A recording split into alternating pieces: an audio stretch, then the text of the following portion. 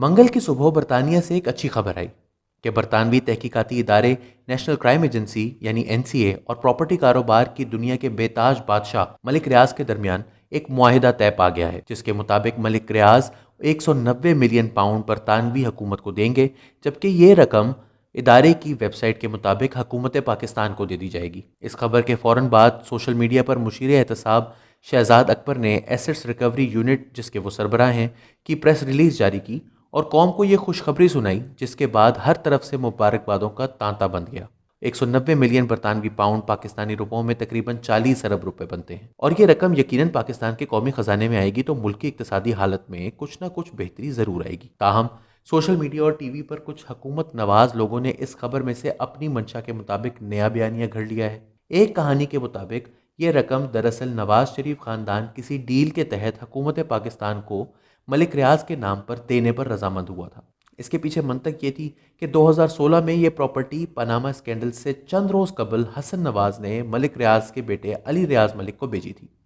افواہوں کے مطابق یہ رقم دراصل حسن نواز ادا کر رہے تھے، جبکہ ملک ریاض ان کے فرنٹ مین تھے۔ صحافی ارشد شریف نے بھی اپنا 2016 کا ایک کلپ ٹویٹر پر اپلوڈ کیا، جس میں یہی خبر دی گئی تھی کہ یہ جائیداد حسن نواز نے ملک ریاض کے بیٹے علی ریاض ملک کو بھیجی تھی۔ دوسری جانب ملک ریاض کا ٹویٹر پر کہنا تھا کہ دراصل یہ رقم وہ ایک سیٹلمنٹ کے تحت برطانوی حکومت کے ذریعے پاکستانی حکومت کو دے رہے تھے، کیونکہ مارچ 2019 کے سپریم کورٹ کے ایک فیصلے کے مطابق ان کو بحریہ ٹاؤن کراچی کے اراضی قبضہ کیس میں 460 ارب روپے ادا کرنے تھے، اور اس رقم کو وہ برطانیہ میں اپنی جائیداد کی سیٹلمنٹ کر کے پاکستانی حکومت کو ادا کرنے والے ہیں۔ حقیقت لیکن کچھ اور ہے۔ یہ پراپرٹی حسن نواز سے مبینہ طور پر 2016 میں خریدی گئی تھی۔ حسن نواز برطانیہ میں دیگر بہت سے پاکستانی سیاستدانوں اور کاروباری افراد کی طرح جائیداد کی خرید و فروخت کا کاروبار کرتے ہیں، اور یہ جائیداد بھی انہوں نے ملک ریاض خاندان کو بیچی۔ ملک ریاض خاندان پر منی لانڈرنگ قوانین کے تحت 2015 میں برطانیہ میں انکوائری شروع کی گئی تھی۔ اس میں ان سے بہت سے سوالات کیے گئے تھے۔ تقریباً 4 سال انکوائری جاری رہنے کے بعد ان کے خاندان کو برطانوی تحقیقاتی ادارے کی جانب سے پیشکش کی گئی کہ وہ یا تو اپنے خلاف الزامات کا عدالت میں سامنا کریں یا پھر برطانوی حکومت کے ساتھ عدالت سے باہر کوئی سمجھوتا کر لیں۔ ملک ریاض نے سمجھوتے کو ترجیح دی اور 190 ملین پاؤنڈ ادا کرنے پر تیار ہو گئے، مگر یاد رہے کہ سمجھوتا 2 اطراف سے ہوتا ہے۔ ملک ریاض کی جانب سے تو 190 ملین پاؤنڈ ادا کیے گئے ہیں، یہ بات سامنے آ چکی ہے، لیکن بدلے میں ان کو کیا ملا یہ میڈیا میں تاحال کہیں رپورٹ نہیں ہوا۔ ذرائع کے مطابق ملک ریاض کی برطانیہ میں باقی تمام جائیداد کو قانونی قرار دینے کے بدلے میں تقریباً 40 ارب روپے پاکستانی انہیں برطانوی حکومت کو دینا ہوں گے، جو بعد ازاں پاکستان کے قومی خزانے میں جمع ہو جائیں گے۔ لیکن پاکستانی میڈیا خبر کے اوپر اپنے ایجنڈے کو مقدم رکھتا ہے۔ اب اسی معاملے کو لے لیجئے، بجائے یہ سوال کرنے کے کہ یہ رقم ملک ریاض کے پاس کہاں سے آئی، پاکستان میں انہوں نے کتنا ٹیکس چوری کیا جس کی وجہ سے انہیں برطانیہ میں یہ رقم واپس کرنا پڑی،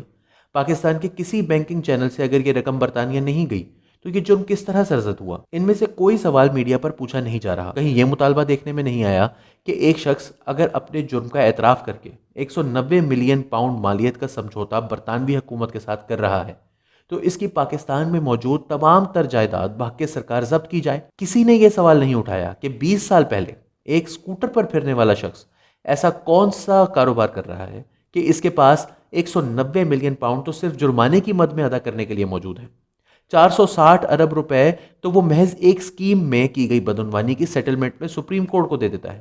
تو آخر کتنی رقم ہوگی جس کا کوئی سوال جواب ہی نہیں؟ زور صرف اس بات پر ہے کہ یہ پراپرٹی کس سے خریدی گئی، ایسا کیوں ہے؟ یہاں ایک تیر سے 2 شکار کیے جا رہے ہیں۔ ایک طرف تو حسن نواز کا اس جائیداد سے تعلق جوڑ کر حکومت کے ایک مخالف کی کردار کشی کی جا رہی ہے، اور دوسری جانب میڈیا مالکان کو اشتہاروں اور دوسری نوازشات کے ذریعے اپنی جیب میں رکھنے والے ملک ریاض کی کرپشن سے توجہ ہٹائی جا رہی ہے۔ کیا اس ملک میں احتساب کا نعرہ صرف عوام کی آنکھوں میں دھول جھونکنے کے لیے ہی کام آتا ہے؟ کیا حکومت صرف اپنے مخالفین کو جھوٹے سچے مقدمات میں پھنسا کر ان کی کردار کشی کر کے اصل مجرموں کی کرتوتوں پر پردے ڈالتی رہے گی؟ آخر کیوں یہ شخص جو اس ملک کے غریب عوام کی ملکیت زمین پر قابض ہو کر سپریم کورٹ سے اصل قیمت کا محض چند فیصد دے کر صاف بچ نکلتا ہے؟ آخر کیوں اس کی منی لانڈرنگ چھپانے کے لیے سیاستدانوں کو گندا کیا جاتا ہے تاکہ اپنا خاص آدمی صاف بچ نکلے؟ آخر کیوں یہ شخص حکومتی وزراء اور آرمی چیف سے ملنے والے کاروباری افراد کے وفد میں معتبر بنا بیٹھا ہوتا ہے؟ کیا وجہ ہے کہ کوئی سیاسی جماعت، کوئی حکومت اس شخص کا احتساب نہیں کر پاتی؟ کیا وجہ ہے کہ فوج ہو، عدلیہ ہو، سیاستدان ہو یا میڈیا، سب ملک صاحب کو بچانے کی سر توڑ کوششوں میں مصروف نظر آتے ہیں۔ کیا ملک ریاض پاکستان سے بڑا ہے؟